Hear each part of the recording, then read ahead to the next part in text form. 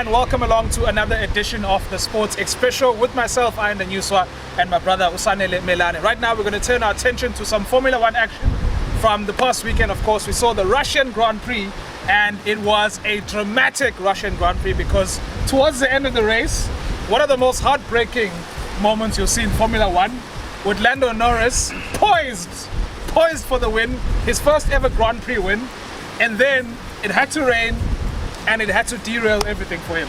My man, let me tell you something. That race, heart and mouth stuff.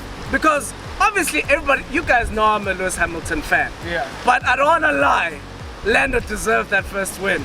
I still believe if it didn't rain, Lewis Hamilton was still going to take it because it was inching closer and closer, and there were enough laps for him to actually eventually overtake him. People will say otherwise, but I still believe that would have happened. But the way this happened this time, earlier on, the funny thing is, we were praying for rain. I was praying for rain when it wasn't going well for Lewis Hamilton. I was like, please, God, make it rain. And the next thing, Hamilton, hey, and I'm thinking, okay, fine. He's number 2 now. Don't rain. Don't rain. The gods are like, my son, we remember your first prayer. Last 6 laps, Sunday. Last 6 laps. And you know what? The I don't know, funny, scary, sad, whatever term you want to use, is the fact that it's 6 laps. What call do you make on last 6 laps? It started getting wet. You could see the car. It was slipping around. But they still felt and believed that they could still hold on for 6 laps. And you can't blame them. If we were talking about 20 laps left, you go in, son, no problem, right? But 6 laps left, and Lando was in a commanding lead. Everything was going perfect. That McLaren, my God, that McLaren is moving, my son. And you can't really predict the rain as well, because you know the extent of how much it's going to rain. So they made the call and they had to stick to it. And they made the call and they stuck to it. Hamilton was like, I'm not going in. And then the big boys in Mercedes was like, my son, get your ass back, get your ass in this pits so we can change your tires. And it was the right call, because at the end of the day, Lando decided to stay out, and the McLaren team were like, this rain is going to stay drizzling, because at first it started drizzling, obviously. And then Lewis Hamilton said the same thing, it's drizzling, I want to stay out. But Mercedes put the foot down and said, you get in here. And then Lando was like, nay, I'm staying out. And then it just poured. It poured. And then heartbreak of heartbreaks. I don't want to lie to you, in that case, I was still rooting for Lando. I don't want to lie to you, it wasn't going to be his first race. In fact, I wanted that first race more than Hamilton's 100th race, because whether anybody likes it or not, that 100th race win was going to come.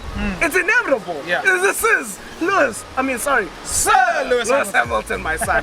But anyway, heartbreak of heartbreaks, it happens. But Kibiliga, he got off the track. Hamilton passed him, other cars passed him. It got so bad that when he tried to get into the pits, he was slipping everywhere, that he crossed the white line, so he incurred a penalty on top of that. So it just went from bad to absolute worst. So my heart broke for him, and you could see my tweets going crazy for Lando. I'm like, no.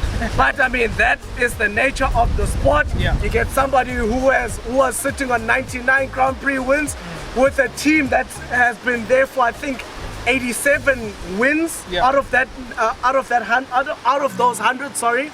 And then you get somebody who was going to claim their first, and you could see the difference in quality and authority. And at the end of the day, the cream rose to the top, and Sir Lewis Hamilton has 100 race wins in Formula One. Talking about the 100 race win, obviously he had to wait for this one because he was stuck on 99, and it's been a tough season for Hamilton. You know, simply because Max Verstappen has been putting the pressure on. You know, he's been competing with Hamilton. You know, they've crashed like twice into each other this season already. You know, so it's quite a feisty thing now. But for him to get to 100, it was inevitable. But at the same time, I think we can take a step back and appreciate the achievement. Do you know what though? I don't feel that he was concentrating on the 100 as much as we think. I mean, the title race is so intense. This is the most intense title race we've seen in years. So I think his mind was so drawn to the title race, that I don't think he was so you know, he was wanting that 100th so much. He just wanted to win. He just wanted to be in front of Max Verstappen. I think that is the mandate for the year, so that he can win the bloody championship, not only for himself but also for Mercedes. And I think in that race, yes, monkey off his back, but I don't think the monkey was as big on him personally as we think it is. So this season, one of the best seasons we've seen in a long time, and we are grateful because for years we've been I wasn't complaining, by the way, but for years people were complaining, and they're getting what they want and what they need. And I mean, when you look at the lineup, once Hamilton retires, son, Formula One is in great flipping hands. Great hands. Great hands. The likes of Lando. Likes of Pierre George Gasly, Russell, Pierre Gasly, Charles Leclerc. I mean, the list goes. Verstappen. Max Verstappen. I mean, we're talking about Carlos Sainz as well. I mean, he had a good race. He came in third. And let's talk about Max Verstappen as well. Max Verstappen is a man that started that race in last place. And then he ended up. And then he pushed through and he came in second. So in as much it was a great result, in this case, being a Mercedes, you're happy for Hamilton win, but your other eye is on Red Bull because this man who was lost came in second. Phenomenal drive. Phenomenal drive from Lando. I mean, we're talking about future world champions. I feel that the sport is in a great place. And after Hamilton retires, which I'll be sad, of course, but when that day comes, I promise you, Formula One will just be as unpredictable as it is right now. And of course, it's only 2 points now separating the two guys, and we've just got more Grand Prix that are coming up. And as you said, son, it's never been this close. Never. In years. You know, you could probably go back to Hamilton and Nico Rosberg, maybe like in 2016, around that time, where the title race was really close. But now it's a proper one, and it's going to go down to the wire. For me, I'd even go even further back, and I'll say 2007, Lewis Hamilton's rookie year. And I'll tell you why, because there were more teams involved.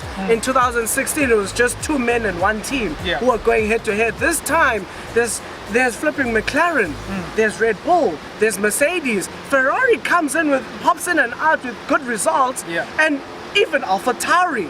I mean, these teams are stepping up, so I feel that this is the best moment to watch Formula One, and honestly, it's exciting, and we'll see what will happen. I am a Lewis Hamilton fanboy, but I'm loving what is happening right now. And even looking at the last race, not Sochi, but Monza before when they crashed into each other, where Verstappen decided to park his car on top of a legend. How dare you, you flipping swine. But anyway, the tension has been bubbling up. There's been action for Netflix to keep on pumping their flipping documentary on Netflix. There has been a lot of content for us to enjoy, and boy, are we enjoying it, son. Definitely, my son. Guys, thank you again for tuning in. Please catch the next race. You do not want to miss the Formula One season from here on out. Tell us who you think is going to win. Let us know in the comment section. Please comment, like, and subscribe, and press the notification bell. And guys, we'll catch you again in the next video. Peace.